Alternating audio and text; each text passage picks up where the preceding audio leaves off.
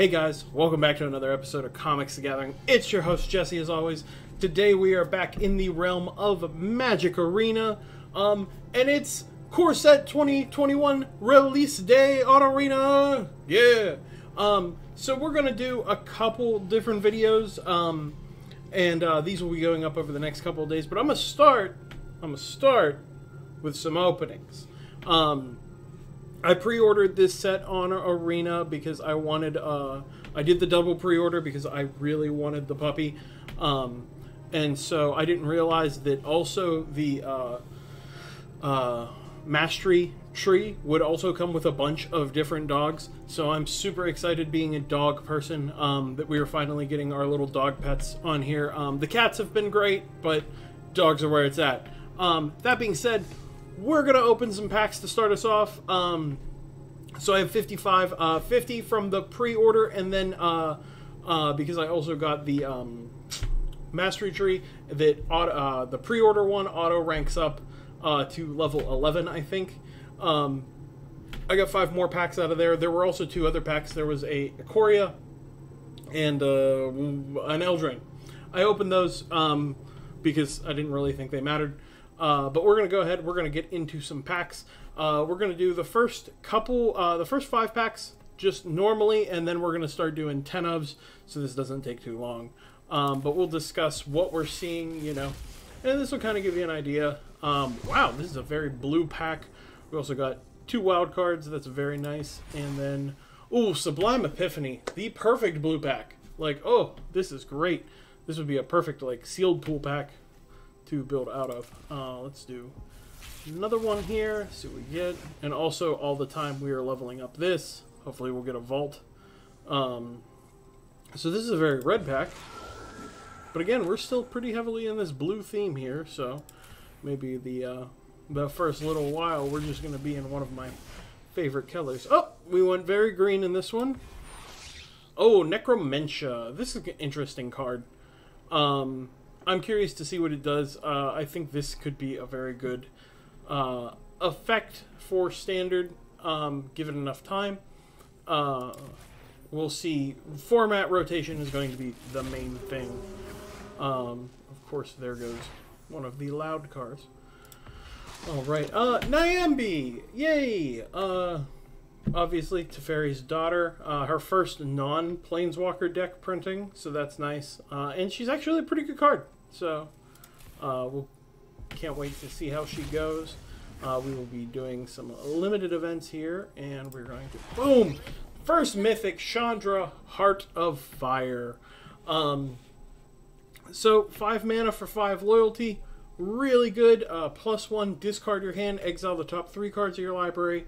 Until end of turn, you may play cards exiled this way. Her other +1, Chandra, Heart of Fire, deals 2 damage to any target, so you get a +1 that's a shock. Or, this is very reminiscent to me of like a Bedlam Reveler type effect on her first one, where you just, you discard your hand and you draw 3, so if you're already empty-handed or down to 1 card, or you have a grip of lands, boom, dump them, get some more action, keep going. Very red, very pseudo card draw in red, and I like this card a lot. Not to mention her -9, search your graveyard and library for any number of red instant and sorcery cards. Exile them, shuffle your library, you may cast them this turn, add 6 mana. Now, obviously on Arena you can't do this yet, but I really like the idea of this in some sort of zany storm deck, because you can just exile all the rituals, and then you have a ton of mana, and then maybe you finish your opponents off with, you know, either a big X spell, because you make a bunch of, you get the 6 mana, but then you use the rituals to make a bunch more mana, and then you use a big burn spell to burn them out, or, you know, classic Grape Shot or something like that. Really, really fun. We're going to jump into opening 10s because, again, the commons and uncommons, they're more for draft purposes. There are a couple that I think will make an impact, but let's just jump into seeing what we get. Boom. Love that. Okay, so we got a Mythic Wildcard. That's nice. Bane's... Oh, man, we got two other Mythics. We got Mangara and Baneslayer. Those are fantastic cards. Baneslayer, a lot of people the knee-jerk reaction was, oh my god, it's Baneslayer, it's back, it's going to be the Bane of Standard. I don't know. It doesn't do anything when it enters the battlefield, and there's just so much efficient removal in Magic anymore that this just isn't the card, this just isn't the threat that it was all the way back when it was the last time it was in Standard in Core Set 10. So I'm not as worried about that. Do want to talk about Mangara the Diplomat. Fantastic card. This is what mono white decks needed for Commander, and I'm not somebody who ever likes mono white, but my god, he makes me want to build mono white Commander, and I can see him doing things in Brawl as well. He might be good enough to make Brawl mono white actually doable. Animal Sanctuary is kind of a wash, but I like the flavor of the card, but it's just its execution was not that great. Azusa Lost but Seeking, again, another card that I think is very overhyped. We have so many other more efficient ramp cards in the 3-mana slot. You have things like Uro, Dryad of the Elysian Groves, fixing all the mana colors as well, and you get 1 additional land per turn. That I don't know that getting able to play 2 additional lands is going to be, matter that much. Don't get me wrong, I'm glad they printed the card.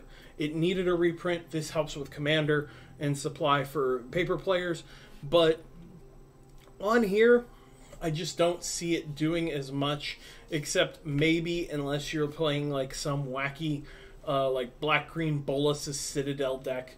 I saw a deck tech on that I thought that was cute, quirky.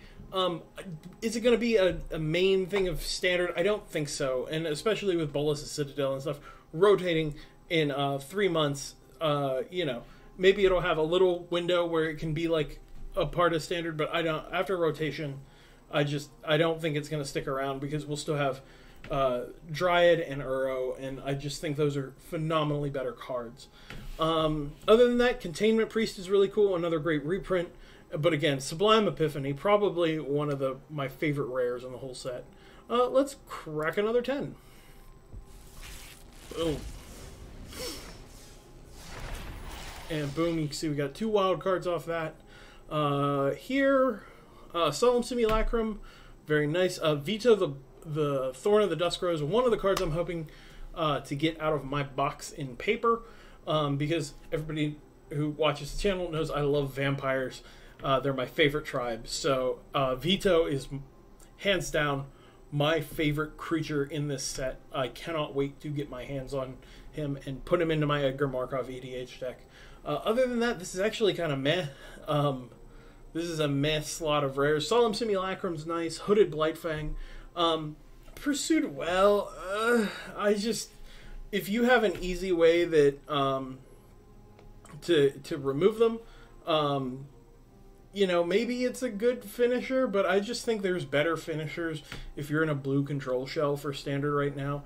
Like Dream Trawler is much better.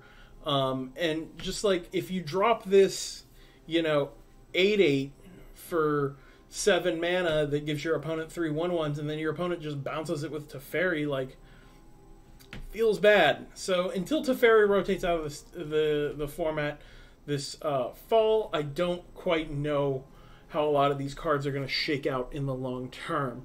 But this is a very high-powered set, and I think it will have a substantial impact on the format. Now, next 10. Oh, we got the Grim Tutor. We got some more wild cards. We got another rare wild card there. That's really nice. Let's talk about Grim Tutor first. Obviously, much needed reprint for Commander. Really glad they put this card in here. As for Standard, it may or may not make an impact. I'm not certain. The reason a couple years back I think that Mastermind's acquisition was able to make a splash in Standard was because it could get from your side deck.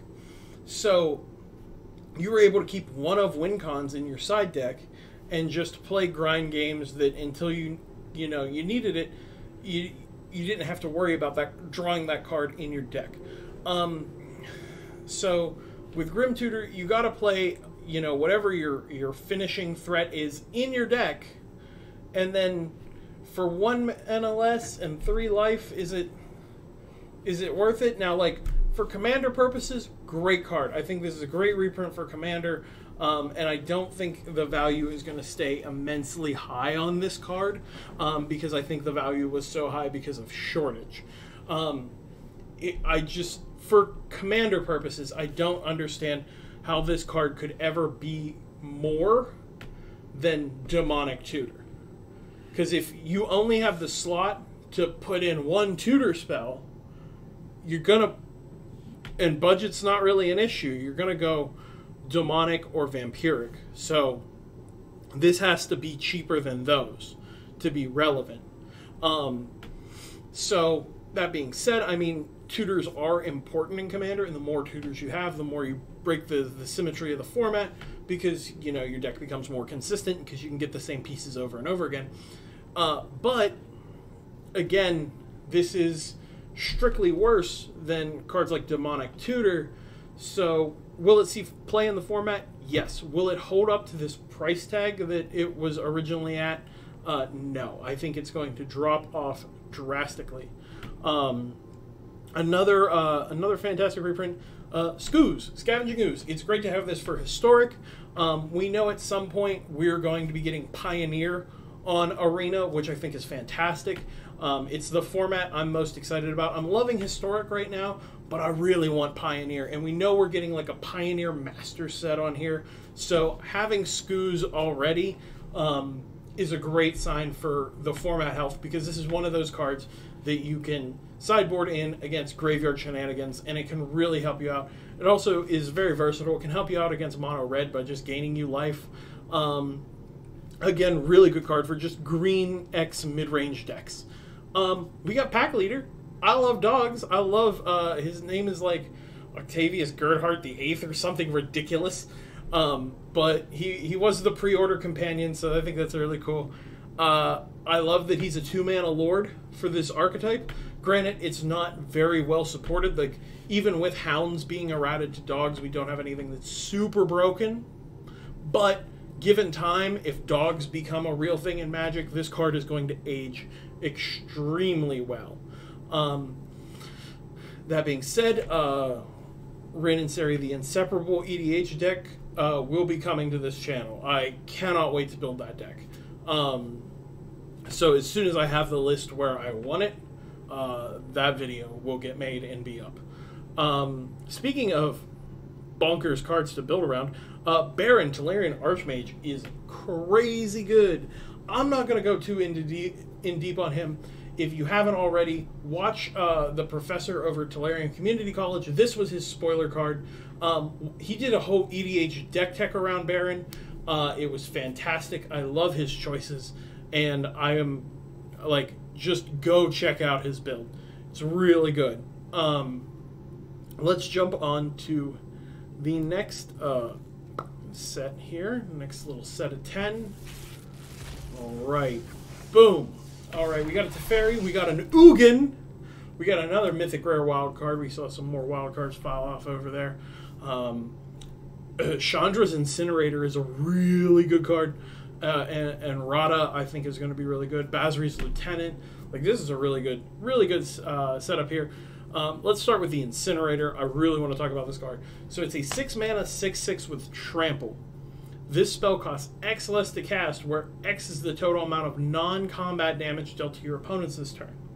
Whenever a source you control deals non-combat damage to an opponent, Chandra's Incinerator deals that much damage to target creature or planeswalker that player controls. Mono red decks in Modern, like, or, you know, red white burn, oh my god, you got such a big come up in this card. As much as in Modern I want to play Azorius Control, the deck's just too expensive for me if I'm going to be investing, you know, that level of money into Magic. I'd rather just, like, hone out my EDH decks, to be honest, because I'm not a super competitive grinder or anything. So I play a budget burn deck for Modern. I play like 12 bolt red or something like that, 16 bolt red, whatever whatever variant it is. But this card, whether you're playing budget red, you're playing Boros Burn, and you're playing it like the tier list version, I think this card is in the conversation. Because straight up, this can be as early as turn 3, right? Turn 3, you play your third land, you go bolt, bolt, hit your opponent for 6, drop the Incinerator for 1 red mana. A 1 mana 6/6 with trample seems really good on turn 3 in Modern. And I know turn 3 is usually when a lot of decks are trying to win in the degenerate combo decks, but this is going to give you another control aspect, because now each bit of damage you send upstairs, you're able to duplicate and send downstairs to your opponents.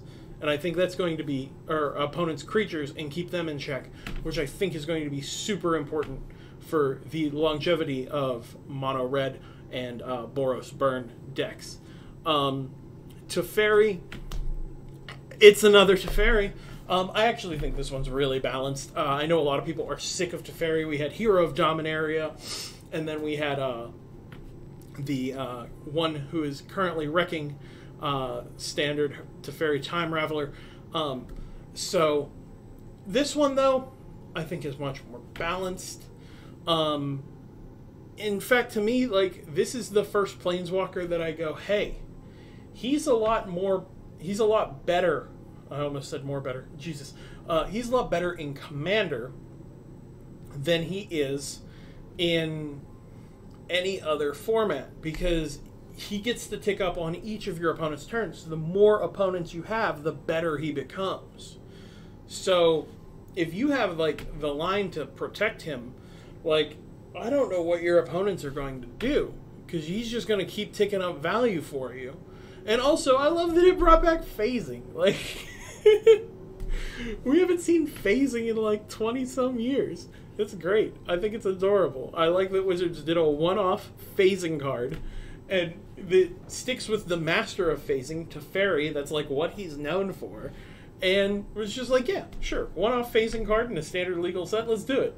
That makes me super happy. I really like this Teferi a lot more than the other Teferis that have been ravaging standard. That being said, do I not play those Teferis? I most certainly do play those Teferis. They're very good. So I understand why people are annoyed with him, but this one's really cool. The amount of arts for this card is a little weird. I get, like, some of them I don't get why he has so many alter little, like, you can't see it here on Arena, but there's, like, every little spiral one has different color variation. Like, there's one that's tinged purple, one that's tinged red, and so, like, I don't get why they did that, but sure, okay. Now, pretty much everyone will have a different version of the same card. Next, we got Ugin the Spirit Dragon, which is absolutely fantastic. Great reprint for Commander and Eternal formats. You know, getting the cost down on this card, because he was creeping up there. He's been sitting at $40, $50 for a long time. So it's nice to rein that price back in for Commander players or people who are trying to get into Modern or anything like that. Fantastic to see it. Man, I don't really care about the tome. 9 Life seems like a fun card. This is very much a Saffron Olive against the odds card, and it does cool things with Solemnity. But if they have any enchantment removal at all, you're just boned. You straight up lose the game. At least with the Solemnity Phyrexian Unlife combo, they still have to get in for that attack damage to get you at the infect counters, and it gives you time to maybe find another Solemnity unless they already have the board built. So, you know, different things you can do there. Rada Heart of Keld is very interesting. It's a 3-mana 3/3. On your turn, it has First Strike. You may look at the top card of your library anytime. You may play lands from the top of your library, and then you can pay 6 and give it plus X, where X is the number of lands you control. So it's a nice big beater with First Strike. This card really wants Trample. I know why they gave it First Strike, like, I get that, But if you can, you know, Cetizen training Rada and, you know, give it that nice little trample buff, I think that'll be really good. And the problem is like the Gruul decks right now, this doesn't really have a place to slot in. You have plenty of, you know, 3-drop really good aggressive threats that do a lot and are harder to remove than Rada. So I think Rada's not really going to shine until after rotation. Finally, Basri's Lieutenant. 4 mana, 3/4 with Vigilance, protection from multicolored, which is like so much of the format right now. It gives the nice big old finger to Teferi and so many other cards. It has a great stat line, and also when it enters the battlefield, you get to put a +1/+1 counter on target creature you control. And whenever it or another creature you control dies with a +1/+1 counter, you get to make a 2/2 knight. So there's all sorts of crazy ways you could potentially break this. I'm really sad it doesn't say make a human knight, because then I would have a human knight token, because then I would have a fantastic line to break it. So if only they had put that on there. Let's get into the final 10 here, see if we get anything spicy. Boom. All right.